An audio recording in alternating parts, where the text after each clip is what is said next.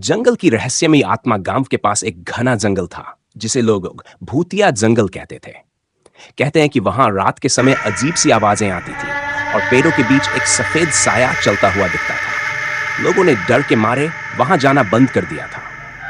एक दिन राजू नाम का एक निडर युवक ये जानने के लिए जंगल में गया कि आखिर इस भूतिया जंगल का राज क्या है। उसने अपने साथ एक मशाल और एक छोटी सी पूजा की थाली ली। जैसे ही वह जंगल में गहराई तक पहुंचा, अचानक तेज हवा चलने लगी और उसे लगा कि कोई उसके पीछे चल रहा है। राजू ने पीछे मुड़कर देखा तो कोई नहीं था, लेकिन जैसे ही उसने आगे कदम बढ़ाया, एक ठंडी हवा का झोंका उसके चेहरे पर पड़ा। अचानक एक पेड़ के पास से एक सफेद साया निकला। वह एक बूढ़ी औरत की आत्मा थी जिसकी आंखों में गहरी उदासी थी। आत्मा ने धीरे से कहा, डरो मत, मैं तुम्हें नुकसान नहीं पहुंचाऊंगी।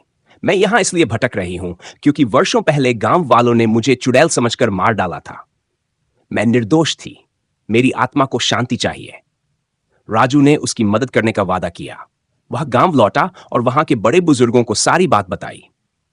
अगले दिन पूरे गांव ने जंगल में पूजा और प्रार्थना की।